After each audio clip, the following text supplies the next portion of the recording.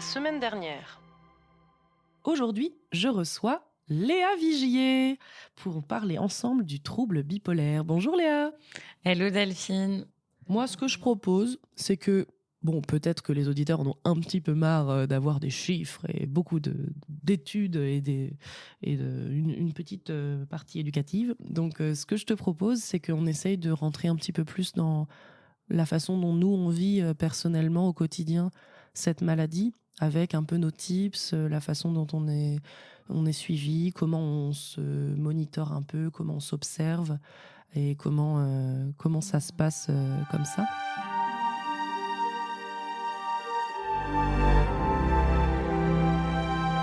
Ouais. Alors du coup, moi, déjà comme type de bipolarité, moi que j'ai, donc on va dire je suis type 1, mais autant type 1 que type 2 dans le sens où en gros je faisais des gros hauts, mais aussi des très très gros bas. Et donc, moi, j'ai toujours eu cette perception que je voulais toujours faire quand même assez attention à ne pas partir vers les hauts, parce que je savais que si je partais vers les hauts, du coup, j'allais aller vers les bas. Et donc au-delà d'un traitement qu'on a établi avec ma psychiatre et qui est super et qui me stabilise quand même bien, j'ai eu en premier la réflexion de comment penser un environnement qui va m'empêcher d'aller vers les hauts. Parce qu'il y a plusieurs choses sur lesquelles travailler, je vais les expliquer. Il y a l'environnement, donc il y a ce qu'il y a d'extérieur, et ensuite il y a tout ce qu'il y a à l'intérieur de nous. Qu'est-ce qu'on va mettre en place dans notre vie de tous les jours pour se sentir bien. L'environnement, c'est des choix, on va dire, qui sont plus longs à prendre, à choisir. Ça va mettre plusieurs mois pour changer d'environnement. Ça veut dire, comme toi, tu vois, changer de boulot. Ça veut dire changer de lieu où on habite. Ça veut dire changer notre entourage. Les gens, tu vois, avec qui on est. Ça peut être quand tu peux pas changer ton entourage, quand tu peux pas changer ta famille, c'est changer la relation que tu as avec ces personnes-là. Donc, ça prend du temps. Toute cette partie environnement, c'est pour ça qu'il faut aussi du coup mettre en place des choses dans notre vie de tous les jours à nous. Mais en tout cas, c'est quelque chose qui est très important et qui ne peut se faire qu'en étant stabilisé par un médoc, etc. Oui, parce que finalement, si on n'est pas stable, la priorité, c'est stabilisation. Parce que de toute façon, on ne peut pas traiter sur une plaie ouverte. Gérer. Ah ouais, tu peux pas. Puis en étant pas stable, t'arriveras jamais à régler les sujets de tes relations familiales, etc. Puisqu'ils vont pas te prendre au sérieux. Bien sûr. Tu vois. Et donc voilà. Donc ça, c'est quand même un gros point. Donc par exemple, je te donne un exemple.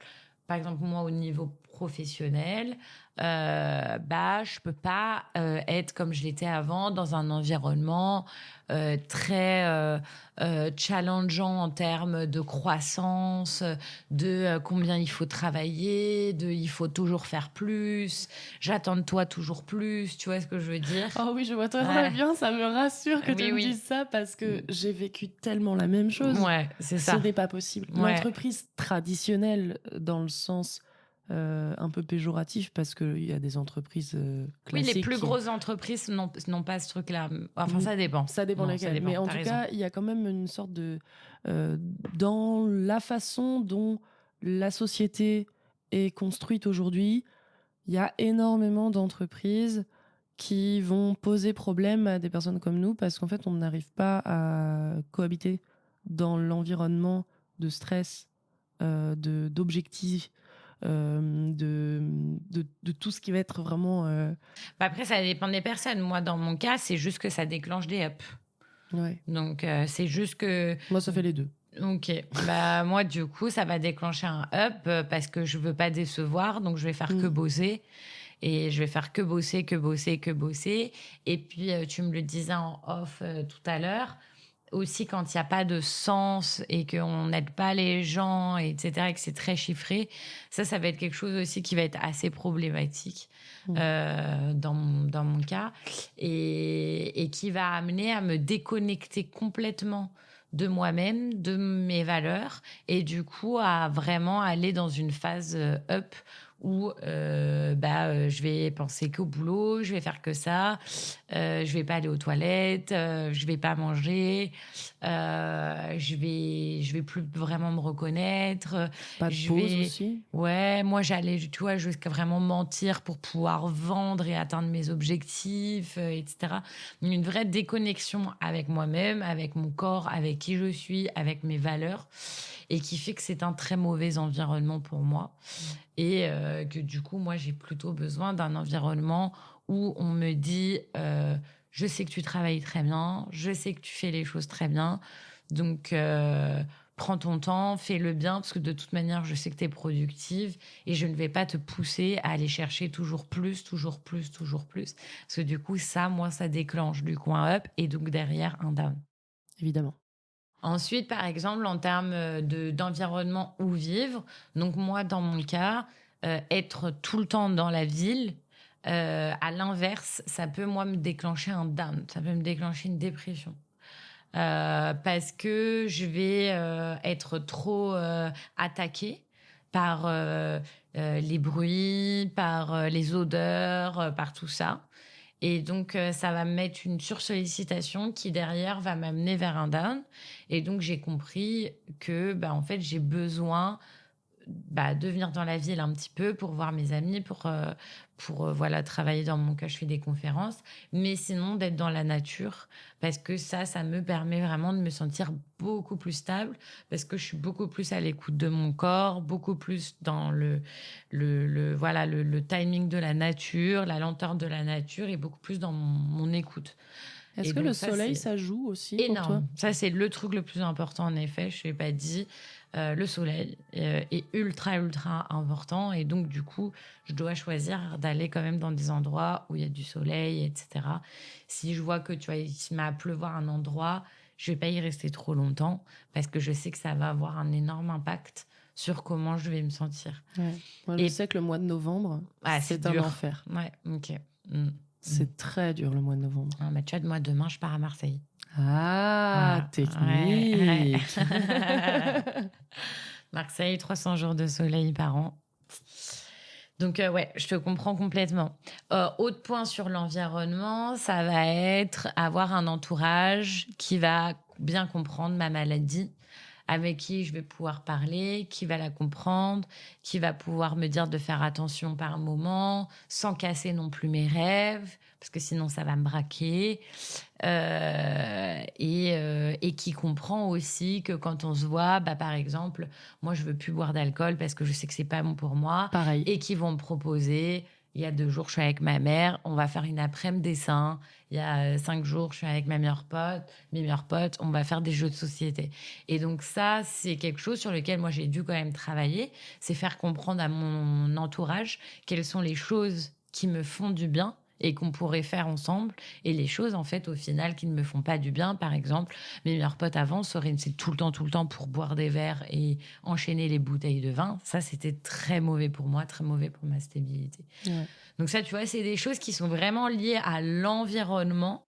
Mais tout à fait. De toute façon, une hygiène de vie, Mm, je pense que c'est bien pour tout le monde, mais pour nous, c'est encore plus mm, exacerbé parce que tout ce qui va agir de près ou de loin sur notre cerveau, c'est décuplé. Et mm. les effets de l'alcool, par exemple, c'est sûr que... Exactement. Moi, je sais que la caféine aussi, c'est quelque Mm, chose qui est... 100%. La qui... caféine a un gros impact.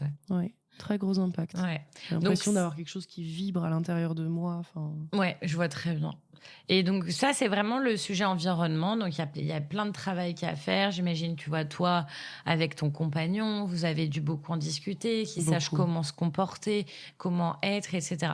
Donc toute cette partie environnement extérieur, elle est importante. Cependant, il faut pas non plus se dire, ah c'est parce que mon environnement est pas bon que je vais pas me sentir stable. C'est pas vrai. On peut, même dans un environnement qui n'est pas encore idéal, dans un environnement qui peut t'apporter de l'instabilité, etc., tu peux mettre en place plein d'outils avec toi-même qui peuvent te permettre de quand même rester stable. Et c'est ça qui est important. Parce que c'est une stabilité intérieure. Exactement. Et tu as ta responsabilité. Parce que, tu vois, tu peux avoir ce truc de toujours remettre sur l'extérieur. Bah oui, il y a ça qui s'est mal passé. Moi, mon boss est pas sympa, mon truc est pas sympa. Oui, en effet. Mais tu as aussi ta responsabilité à toi de mettre en place des choses dans ta vie qui vont te permettre de pouvoir quand même rester un petit bâton de bambou qui va bouger mais qui ne va jamais casser parce que tu as mis en place ces choses-là. Et donc ça, on va dire que chacun trouve les bonnes manières. Moi, je vais te donner les miennes. Je pense que c'est intéressant que tu donnes les tiennes. Ouais. Peut-être on peut se faire un ping-pong. Oh. Chacune, on se dit un truc. Premier pour moi, le sommeil. Oh là là, j'allais le dire. Voilà, ça c'est sous-côté. C'est sous-côté. Dormir, c'est tellement bien. Et ça, du c'est coup, sous-côté. aujourd'hui, moi, je sais que je m'autorise davantage à me dire, bah là, en fait, non, je ne peux pas me lever tout de suite. C'est pas grave. C'est ok. Je vais rester un peu jusqu'à ce que... Parce qu'en fait, si je me force à me lever en mode « Allez, warrior !» bah en fait, je vais être debout, je vais le faire, je vais contrôler, mais je vais pas être bien.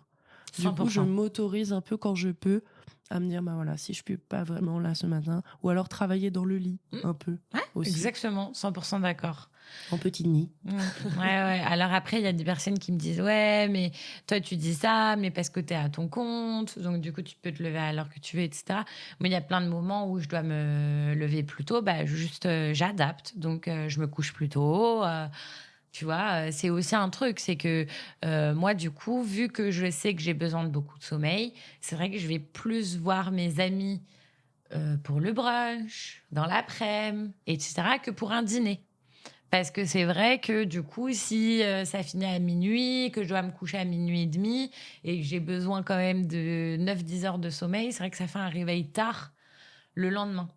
Donc après, c'est une adaptation que tu as de ta vie, mais en fait, tu le vois, on peut tous s'adapter, puis les gens, au final, ils sont très contents d'avoir des gens à voir l'après-midi ou le midi, etc. Ou pour le petit-déj, ou... Non, mais tu vois, genre... Quand on aime les jeux de société, en plus, une après-midi, exactement. Parfait. Voilà, exactement. Un cinéma. Exactement. Le soir, c'est bien, un cinéma. Après, ça finit pas trop tard. Le cinéma, moi, des fois, je trouve que c'est trop fort pour mes oreilles. Ok. Du coup, c'est dur des fois. Ah oui, ok. Parce que je sors du cinéma, je suis à la fois contente parce que j'ai un peu imaginé plein de choses, j'étais un peu dans l'image, dans le film, mais j'ai une tête qui bourdonne. Ouais, donc, ça, c'est lié à ta grande sensibilité, quoi.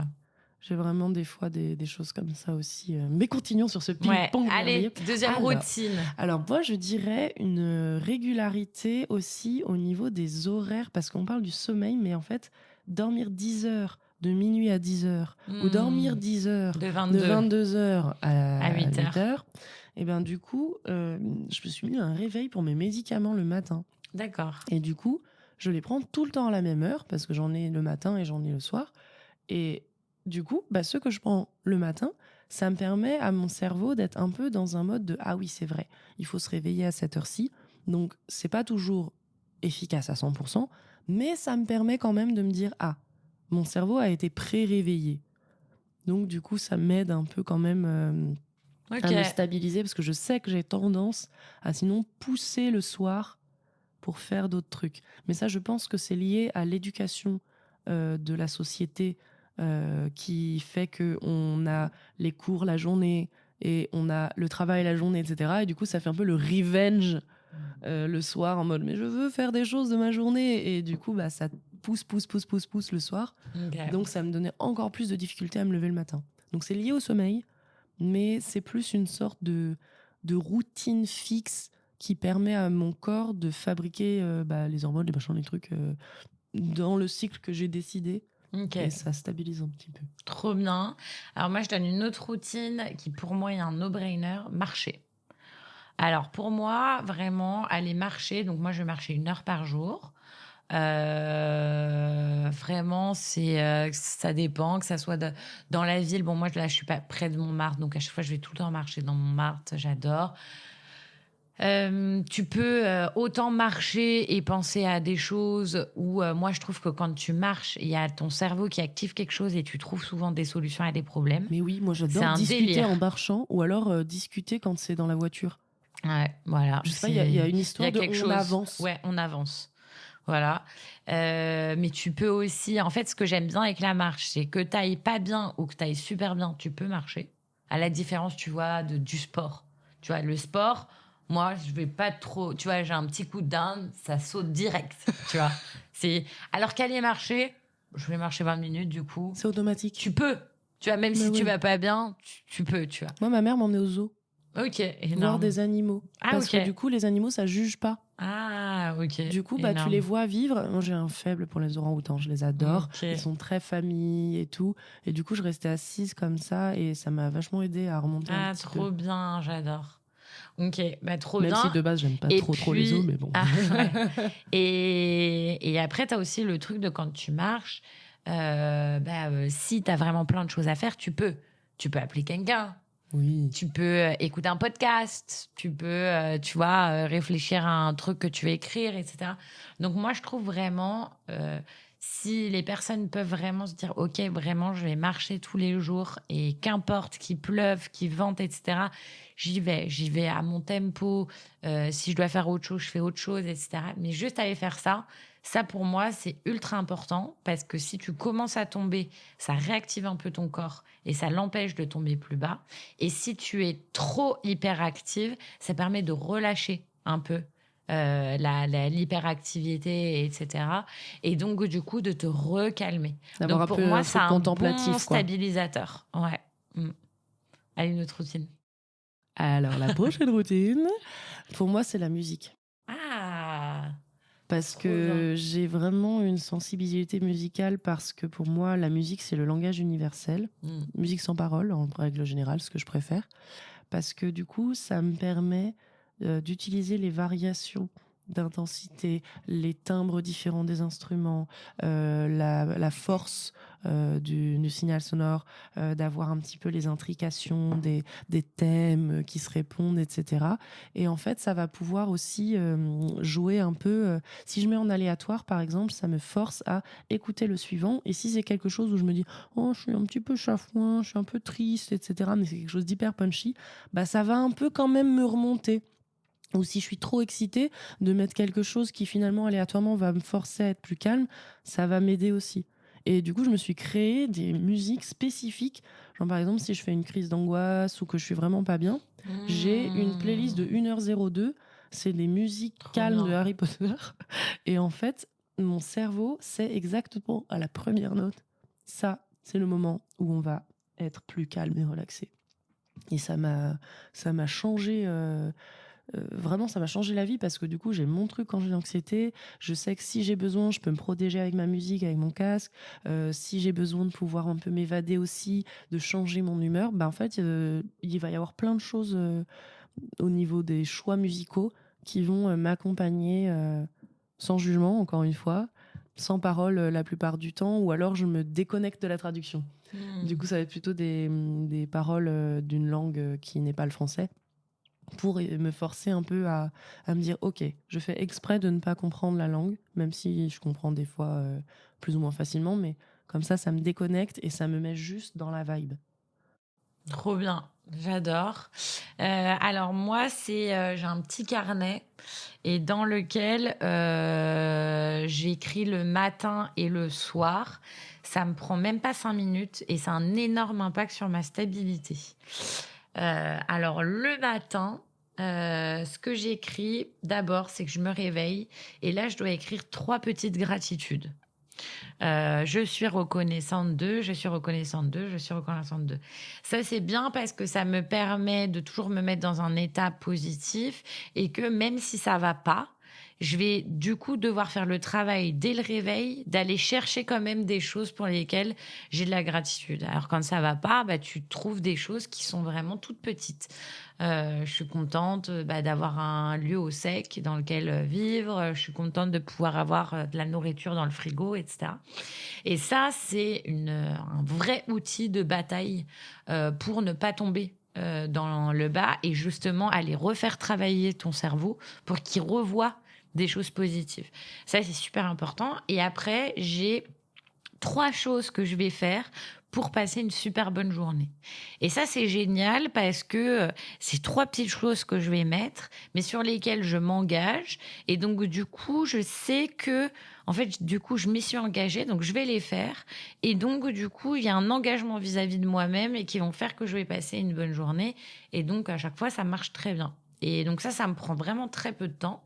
Et ensuite, le soir, ce que je vais faire, c'est les 3 choses qui m'ont fait le plus de bien sur aujourd'hui. Parce qu'en fait, souvent, la problématique dans la bipolarité, c'est qu'on a une déconnexion avec notre corps.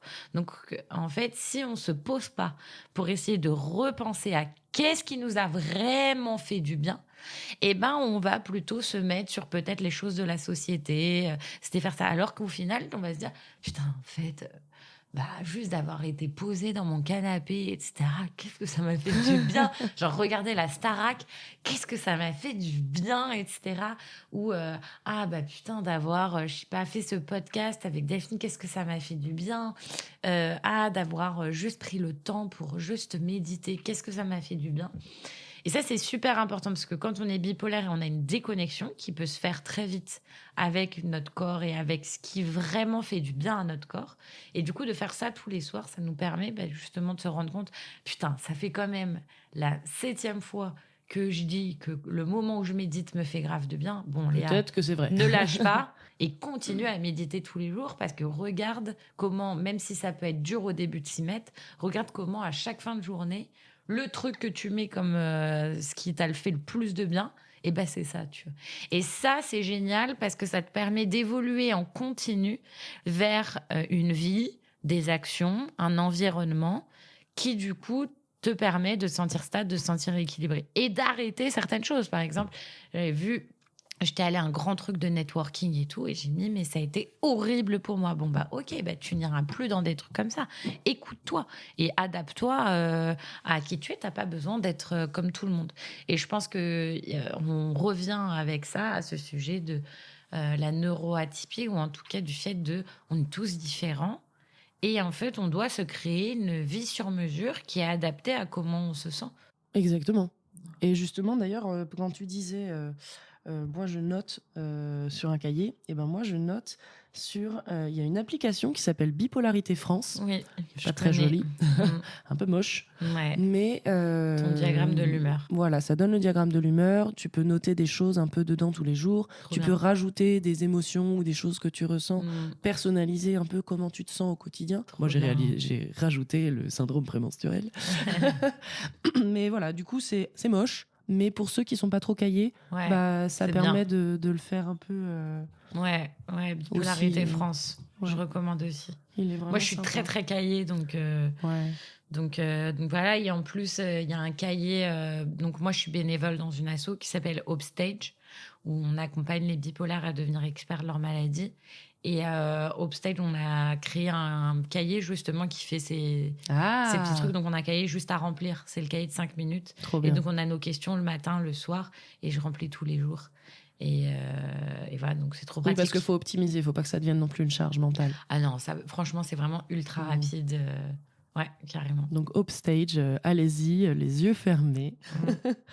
Et d'ailleurs, quand tu disais reconnecter au corps, ça m'a fait penser, moi je me suis rendu compte que quand je m'habille bien, quand j'ai mis les habits que j'aime, où je me dis, bah voilà, je vais mettre une robe, je vais choisir mes boucles d'oreilles, et je vais pas juste m'habiller avec le premier pantalon et le premier pull, et ben en fait, je me dis, ah bah ça va aller. Et même dans les sous-vêtements, même s'ils se voient pas en dessous, le fait d'avoir des jolies chaussettes ou d'avoir mis une jolie culotte, voilà, je me dis, ah bah en fait, je suis bien apprêtée, c'est chouette.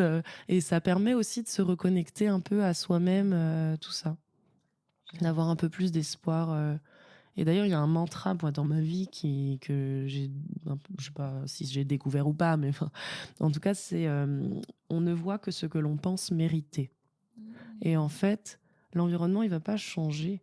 C'est juste que nous, si on ne voit que le négatif, bah, on ne va voir sortir de l'environnement que les choses négatives de cet environnement. Et si on se dit, bah, en fait, je mérite d'avoir des belles choses dans la vie, je mérite d'avancer, je mérite de plein de choses. Bah, en fait, l'environnement, il va faire ressortir les choses positives. Et je pense que littéralement, il y a certaines personnes que j'ai rencontrées il n'y a pas de si longtemps que ça, que je n'aurais jamais rencontrées avant, parce que j'avais pas cette vibe un peu de Je positif, de mérite. je m'aime, de j'ai le droit. Je Et demande. exactement. Et donc en fait, toutes ces choses-là, bah, elles étaient dans mon environnement depuis le début. Même mon compagnon, quand on s'est rencontrés, justement, j'étais encore dans les débuts, milieu de ma prise en charge. Et, euh, et du coup, ce grand changement de vie, bah, je pense que la rencontre avec mon compagnon que j'ai actuellement, bah, en fait, ça a été lié aussi à cette histoire de je vois ce que je pense mériter. Parce que je pense que je me suis dit, bah, en fait, j'ai le droit d'être avec lui. Trop bien. Et je pense que voilà, c'est comme mon chat. Je me suis autorisée à avoir un chat. Hmm. Et je l'ai adopté et ça me fait énormément de bien. Il me juge pas. Quand je pleure, il a pas trop envie que je lui pleure dessus, mais, mais par contre, il va quand même rester à côté. Et en fait, toutes ces petites choses-là, bah, on a le droit aussi de s'autoriser parce que, en fait, notre corps, j'ai l'impression qu'il sait au fond de lui ce dont on a vraiment besoin. Et du coup, si on l'écoute vraiment, ben, moi, je sais que quand j'étais petite, mes parents, ils voulaient pas que j'ai un animal parce que bah, si je m'en occupais pas, machin, nanana, ça fait beaucoup de travail et tout. Je comprends tout à fait. Mais je sentais que j'avais ce besoin. Et en fait, quand j'ai eu mon chat, eh ben, ça a tout changé et il m'a énormément apporté. Et je pense que justement, on revient sur l'histoire des animaux qui jugent pas et qui sont là et qui nous font partager un peu beaucoup de belles choses. Carrément. Voilà. Euh, Est-ce que, juste peut-être vite fait, parce qu'on a parlé de choses super positives, et donc c'est génial, euh, tu as eu des gens qui t'ont fait du mal dans ta vie et que tu as réussi à faire partir de ta vie? Ouais. Oui, parce que en fait, quand tu es bipolaire, je pense qu'il y a des personnes tout simplement qui sont pas bonnes pour toi et qui vont accentuer ta maladie, en tout cas qui ne vont pas la considérer, etc. Moi, ça a été beaucoup du coup dans le milieu professionnel, des personnes avec qui j'ai pu bosser et qui, quand j'étais en up, me poussaient. T'es très content que je puisse faire le boulot de 5 personnes voilà, qui mettaient des pièces en continu. Et dès que ça commençait à aller pas bien, bah, qui me remettaient tout dessus, qui me mettaient plus bactère et qui disaient bah voilà, moi je veux pas quelqu'un à problème et qui me mettait du coup plus bactère. Donc du coup ça a été des personnes plutôt très très mauvaises du coup pour moi. Et bon bah du coup j'ai pu, tu vois, quitter ces personnes dans le milieu professionnel. J'ai eu une personne peut-être dans le milieu amical qui était mauvaise aussi, qui accentuait en tout cas ma maladie, qui la comprenait pas bien, et où du coup j'ai coupé. Maintenant, aujourd'hui, c'est vrai que ouais, j'ai que des gens qui, en tout cas, la comprennent bien, qui ont été là, qui même pour qui je suis et du coup bah c'est trop trop bien, mais c'est vrai que oui, en tout cas c'est un travail qui est vraiment à faire quand on est stable, parce que moi j'ai pu avoir des disputes ou vouloir arrêter des relations quand j'étais dans mes crises et qui n'étaient pas justes. C'est pour ça que vraiment le sujet il est vraiment soit stable avant de faire le tri et de choisir ton environnement. Tu vois ce que je veux Bien dire? sûr, parce que sinon on choisirait les mauvaises personnes quand on est en up. Exactement. Dans les ups, par exemple, bah, je voulais couper avec toutes les personnes qui me disaient ralenti, tu vois ce que je veux Bah bien dire? sûr. Etc. J'étais là en mode, mais ils sont nuls, ils croient pas en moi, etc. Et je m'embrouillais, tu vois, avec des personnes qui, au final, étaient sûrement les personnes qui m'aimaient le plus et qui, du coup, s'inquiétaient, tu vois, pour moi. Et pareil, en down, bah, du coup, je vais être là en mode, bah, putain, lui, et il me demande de toujours être à fond, etc. Alors que moi, je vais pas bien, et de ça. Donc, en fait, dans tes crises, tu peux très facilement casser tout le temps tes relations parce qu'entre ton up et ton down, en gros, tu vas pas supporter Ouais, certaines personnes et des personnes différentes. Et en réalité, c'est pas du tout juste pour les autres. Et donc, voilà, j'ai de la chance parce que moi, en fait, j'ai des amis de très longue date, donc du coup, qui ont supporté ces hauts et ces bas, ce qui n'est pas le cas quand même de beaucoup de personnes bipolaires qui ont pu du coup beaucoup perdre leurs entourages au travers des crises, hein, c'est vrai. et moi j'ai entendu beaucoup de personnes qui du coup en up ont divorcé, ont quitté leur famille, se sont mis leurs enfants du coup à dos, etc. Tu vois. Et donc du coup c'est vrai que voilà il y a vraiment cet enjeu de absolument euh, avoir des traitements qui te stabilisent pour pouvoir mettre en place tout ce qu'on a dit, un bon environnement, faire les bons choix de personnes, et puis bien comprendre. Et puis après, quand tu es stable, du coup, tu peux aussi expliquer. Par exemple, moi, j'ai expliqué à ma mère, bon, maman, je veux bien que tu me dises d'y aller doucement, mais par contre, s'il te plaît, casse pas non plus tous mes rêves. Mes rêves, je suis désolée, j'ai le droit de les avoir. Bien sûr. Et tu peux pas me dire, bah non, du coup, vu que t'es comme ça, bah en fait, faut que t'aies ton CDI dans cette ville et oublier toutes tes ambitions, tous tes rêves, tu vois.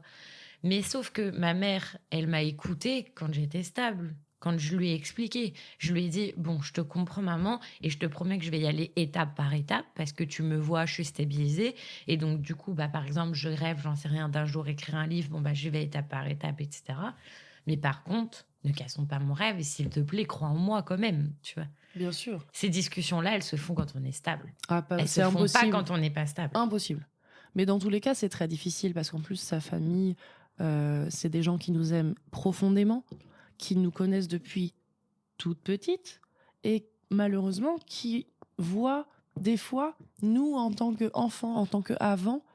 Et après, il faut leur réexpliquer qu'ils puissent comprendre qu'effectivement, bah, il y a eu un moment donné où la maladie, elle s'est déclarée, il y a eu des changements qui sont faits, et surtout, maintenant que la maladie, elle est déclarée, qu'on a fait cette psychothérapie, qu'on a un suivi, qu'on essaye de réorganiser un peu tout ça pour que ce soit plus bénéfique pour nous, bah, du coup, euh, en fait, ça veut pas dire que on diminue l'amour qu'on a pour eux. Au contraire, on a toujours cet amour extrêmement fort, mais il faut pouvoir accepter que effectivement, on est une personne différente dans le sens où on s'est pris en charge en connaissance de cause et du coup, oui, il y a peut-être des changements qui se font, oui, il y a peut-être des besoins. Et je vois, alors c'est un exemple un peu bête peut-être, mais euh, j'ai eu besoin à un moment donné de me faire un tatouage. Je n'en ai qu'un seul, mais j'ai eu besoin de faire ça parce que ça, c'est littéralement la traduction sur mon corps de vivre, c'est bien. Et ma maman a énormément de mal avec ça parce que pour elle, c'est faire mal à son corps, etc., etc. Et en fait, euh, la première fois qu'elle l'a su, ça a été un choc hyper violent. Elle a dû partir de la pièce où on était. Enfin, ça a été très dur. Mais je lui ai expliqué calmement. On en a parlé ensemble. Et maintenant, même si elle n'aurait pas fait ça et qu'elle n'aime pas le fait que j'ai ce tatouage, elle comprend pourquoi je l'ai fait et elle a accepté que j'ai fait ça. Et en fait, je pense que c'est ça qu'il faut essayer de trouver dans les relations, notamment familiales, parce que c'est les relations qui sont, entre guillemets, existantes à l'infini. Euh, c'est de pouvoir trouver ce terrain de discussion, même sur des choses qui peuvent être très violentes émotionnellement, parce que bah forcément, les gens de notre famille, ils ont aussi des émotions, c'est des humains. Et donc, la discussion qu'on peut avoir peut des fois prendre des proportions émotionnelles qui peuvent dépasser la simple discussion. Et c'est normal, c'est juste qu'il faut en tenir compte. Et nous, en tant que bipolaires, bah, se protéger aussi de la vague émotionnelle parce que c'est pas forcément facile. Mais essayer de continuer à avoir confiance dans les gens qui nous aiment très fort. Et oui, il y aura des maladresses, oui, il y aura des erreurs, mais le but, c'est de pouvoir discuter ensemble, quoi. Enfin, après, c'est mon avis, hein. Ouais. C'est marrant parce que moi aussi j'ai fait un tatouage. J'ai un tatouage dans le dos lié à la stabilité, à ma recherche de stabilité C'est face à ma drôle. maladie. Donc ouais. Mm. Je pense qu'on a besoin d'avoir des ancrages, que ce Oui, soit... ah oui, oui, on a complètement besoin d'avoir des ancrages. Mm. Pas oublier ça, mais ce que je trouve beau, c'est ne vous dites pas ma bataille, c'est d'être stable pour ne pas retomber ou c'est ma bataille, c'est d'être stable pour réaliser mes rêves. Oui, c'est ça. Le positif, en Et fait. ça donne beaucoup plus de force. Parce que la- la- la- la- le fait de faire les choses par la peur, par la crainte, et donc souvent on dit, si tu fais quelque chose, je ne veux pas, par exemple tu dis, je n'ai pas envie que ça arrive, bah, dans la plupart du temps, du coup, ça Ça va arrive. arriver. En revanche, si tu es dans le positif et tu es là en mode, j'ai envie de me sentir stable pour pouvoir faire ce voyage, pour pouvoir que ma relation amoureuse se passe bien, pour pouvoir avoir des enfants, pour pouvoir avoir le job que j'ai envie d'avoir, etc. Là, tu es dans quelque chose de positif et ça te donne un vrai moteur en toi qui va faire, OK, je vais continuer à faire tous ces efforts-là pour pouvoir me sentir bien parce qu'il y a justement cet espoir, cette carotte. Et ça, je pense que c'est quelque chose qui est très, très important. Bah, à ma avoir. psychologue, justement, me disait « Ah, bah, c'est bien, Delphine, vous avez des projets. » Je suis Ouais, rassurée. important d'avoir des projets, ouais. Ouais, je suis complètement d'accord. Mais les projets, on peut les avoir que quand on est stable. Oui. Bah, sinon, le projet, c'est la stabilité. Et d'ailleurs, C'est ça. justement, est-ce que tu penses que le fait d'être bipolaire, ça t'a apporté quelque chose que tu n'aurais pas eu si tu n'étais pas bipolaire? Bien sûr. Bah, en fait, le fait que tu vois qu'on raconte que quand on est dans les hauts, on a ultra confiance en nous, qu'on est ultra créatif, qu'on ose, bah, ça a développé chez nous une âme créative et entrepreneuriale. Il n'y a pas de sujet. Ah bah oui, ça c'est sûr. Il Je y a pense pas de que toi, sujet. comme moi, Et vu qu'on a osé plein de choses et que parfois ça a marché, et ben c'est quelque chose qui est resté ancré en nous et qui fait que même aujourd'hui, quand on est stabilisé, et ben on ose. et on perçoit le monde différemment. Voilà, on ose. Et donc, du coup, même voilà, un bipolaire, je pense, stabilisé, etc., va être, dans beaucoup de cas, peut être quelqu'un qui, justement, va beaucoup plus oser et qui va faire, voilà, qui va oser faire des choses qui sortent des clous, etc., parce que sa maladie l'a amené à faire ça plein de fois et que, bon, parfois, ça a été un échec, mais aussi plein d'autres fois, ça ne l'a pas été. Et donc, du coup, ça a développé chez lui une résilience à ça. Et puis, le fait aussi derrière qu'on ait vécu plein de énormes downs et qu'on y ait survécu, ça nous fait nous dire, bon, bah attends, si j'ai réussi à survivre à ça, bon, Tout peut arriver. Ouais, bah il y a un peu ça quand même. La fin du monde? Oh. Non, mais c'est vrai. C'est vrai. On n'a pas vraiment, on a beaucoup moins peur de. Par exemple, moi, j'ai beaucoup moins, j'ai pas du tout peur, tu vois, de souffrances physiques, etc. Pareil. Tu me dis, vas-y, tu vas faire ça, etc. J'ai absolument pas peur. Je suis là en mode, bon, bah, ok, ça peut faire peut-être mal, etc. Mais je vais m'en remettre. Enfin, je veux Et dire, d'ailleurs, si je me suis remis d'une dépression, tu vois. Ah bah, on peut se remettre de tout, je évidemment. suis d'accord. Enfin, ouais. Mais surtout que c'est très bizarre parce que moi, je sais que j'ai cette hypersensibilité. Et donc, notamment aussi au niveau du toucher, il y a certaines matières que je supporte pas, Oui, etc. ok. Ouais. Mais en fait, la douleur, c'est complètement à part. Bah parce que dans la bipolarité, comme on le dit, on a du mal à se connecter à notre corps. Par exemple, dans un up, on peut ne pas capter qu'en fait notre corps est fatigué. Ah oui, bien sûr. Peut ne pas. Donc il y a une déconnexion. Et donc, du coup, il peut y avoir une déconnexion à la souffrance. Voilà. Et du coup, c'est Mais pareil qui peut dans être les dangereux downs. par Oui, moment, hein. parce que du coup, on peut atteindre aussi des choses dans les downs, tout ce qui est automutilation, tout ça, ça peut être vraiment. C'est ça. Ou dans les ups, par exemple, tu vois, moi, mon cas, j'ai eu 3 fois le palu, je suis tombée dans des caniveaux, j'ai eu un verre dans le pied, je me suis fait renverser, côte fêlée, etc. Et je continuais. Et j'étais là en mode, ah bah, il n'y a rien, parce que j'étais déconnectée de mon corps. Bah c'est vrai qu'heureusement que je suis pas partie pendant le Covid faire du coup des trucs comme toi parce que ce serait mal passé. Voilà, j'ai juste ça serait fait mal passé. Just Dance chez moi avec une entorse. On est Mais sur c'est un ça. moindre niveau. C'est ça. Mais oui, mais c'est sûr que ça nous apprend aussi à un peu nous protéger, à comprendre comment on est. J'ai l'impression qu'en fait, ça fait un petit peu comme si on avait un Jiminy Cricket sur l'épaule qui nous dit mais ça, tu connais en fait. Ça, c'est bien. Ça, c'est pas bien. Et on a appris à se décortiquer un peu, peut-être plus que la moyenne des gens. Bah, beaucoup plus. Vu que nous, c'est une question de survie. Si on s'écoute pas, etc., on peut risquer la mort. Oui. Parce que que ça soit en phase maniaque ou phase dépressive, on peut aller vers le suicide à cause de trop de souffrance. Ou alors, par exemple, moi, en phase maniaque, plein de fois, je me suis mise en tel danger, comme je te racontais, je me suis fait renverser, etc. J'aurais pu être tuée. Donc, vu qu'il y a un danger de mort, et nous, du coup, on est au Ah bah oui. taquet, pour regarder comment on se sent, prendre les bonnes décisions pour notre équilibre, etc. Et ce qui, du coup, on devient notre plus grande force. Parce qu'on va, au final, être souvent beaucoup plus alerte à nos signaux, à notre corps, à notre équilibre, etc., que les autres. Quand nous, on va être là, ah ben non, les gars, moi, je rentre maintenant parce que j'ai besoin de mes 10 heures de sommeil. Les autres vont être là en mode, oh, c'est bon, c'est pas grave, etc. Ils vont moins dormir. Le lendemain, moi, je serai au top. Eux, ils seront la tête complètement dans le mal. Ils auront bu, ils seront gueule de bois, ils seront en descente, ils seront en train de pleurer, en train de se dire, putain, qu'est-ce que j'ai fait, etc. Non, mais c'est vrai. C'est Tu vois, vrai. non mais c'est vrai. Et du coup, au final, c'est moi qui finis par être la cheerleader, être là en mode moi ça va super et tout. C'était le fun. Voilà, donc c'est pour ça que c'est quand même un point à avoir. Et du coup, moi j'aime beaucoup cette phrase. Il y a toujours un diamant dans une épine. Et pour le coup, c'est vraiment le cas. La bipolarité est bien sûr une épine. Je n'espère à personne d'avoir cette maladie. Bien sûr. En revanche, à partir du moment où tu l'as, tu as eu les choses que tu avais vécues, etc., bien sûr qu'il y a un diamant derrière. Je crois qu'on peut pas trouver une plus belle phrase pour finir cet épisode. Trop bien.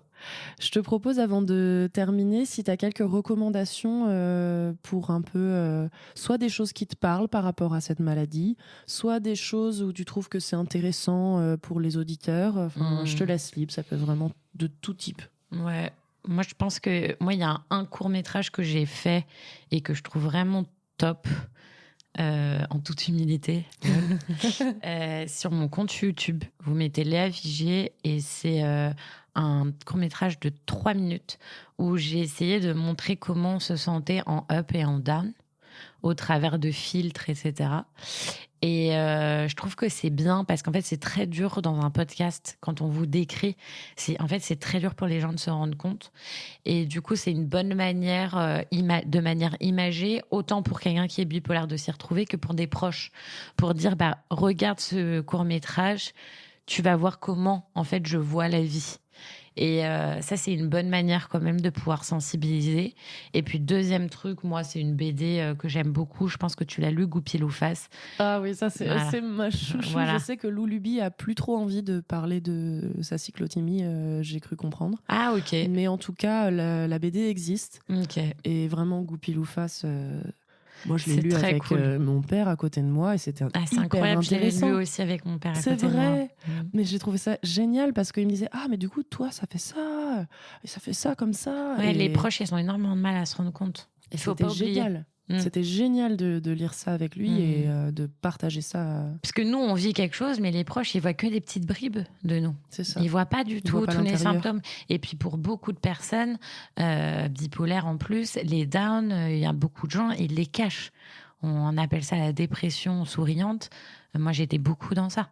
Donc j'allais mal, mais je gardais le sourire. Ouais. Parce qu'en fait, je voulais encore moins avoir des gens qui me disent « Oh bah ça va pas » ou qui fassent la gueule. Non, je préférais qu'ils sourient. Au moins, ma vie était un petit peu moins dure que ce qu'elle était, tu vois. Mais ça, c'est Donc, possible au début quand la dépression n'est oui. pas trop grave. Ouais, exactement. Donc, Mais sauf qu'après, moi, je coupais. bien sûr. Donc les gens ne me voyaient pas C'est quand ça. j'allais très mal. Donc beaucoup de personnes étaient là en mode « Quoi ? T'as eu autant de dépression ?» Mais moi, je t'ai toujours vu au top. Et c'est ça. Donc, du coup, c'est vrai que c'est bien d'avoir des images pour pouvoir montrer aux autres pour qu'ils puissent mieux comprendre. Je suis totalement d'accord avec toi et du coup, je vais faire une petite promo aussi. Trop bien. Moi, j'ai fait aussi un court-métrage qui s'appelle Prodrome. Et du coup, c'est également c'est l'histoire d'une jeune femme bipolaire qui, justement, tombe dans un épisode de dépression.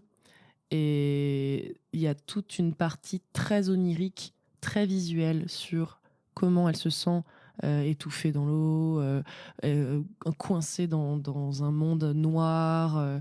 Et c'est vrai que ça dure pas très longtemps, c'est un court-métrage, mais mais disponible sur ma chaîne YouTube. Donc, allez voir aussi celui de Léa. Je pense que ça fera un bon Ta complément. chaîne YouTube, du coup, Delphine Estourné. Tout à fait, oui. Mon nom, c'est vraiment Super. le nom de partout. Trop bien. Bah, c'est plus pratique. Oui, c'est ce que je me suis dit. C'est quand même beaucoup plus simple. Et c'est vrai que je pense que par l'image, on peut voir des choses. J'ai quelques autres projets en tête, je les Trop dirai bien. en off, parce qu'on va quand même pas spoiler à nos auditeurs. Mais c'est vrai que l'image, le son, vraiment tout ce qui peut toucher au sens, ça permet, de pouvoir poser les choses. Et vu que les humains sont quand même des êtres visuels, principalement, c'est quand même plus utile aussi quand on met l'image, quoi. Ok. Trop Et bien. d'ailleurs, je voulais mettre aussi un petit mot bonus, parce que François Mallet a failli être parmi nous pour ce premier épisode. Et effectivement, il serait ravi de pouvoir être là avec nous une prochaine fois. Mais allez voir son spectacle Heureux soient les fêlés, qui est super. Et il faut aussi absolument lire son livre Fêlé, c'est bien, c'est le leitmotiv. Et donc François est comme nous, est différent puisque c'est une autre personne. Donc c'est toujours intéressant d'avoir les interprétations de chacun. Donc n'hésitez pas aussi à aller le voir, c'est sur Paris, son spectacle. Et je crois que c'est jusqu'en mars prochain, mars 2026. Donc voilà, plein de recommandations.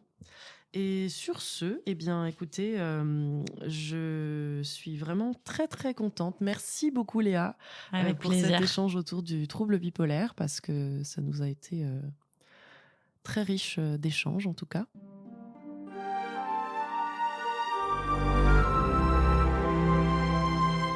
Merci d'avoir écouté Voix plurielle. Comprendre, c'est déjà faire un pas vers l'autre.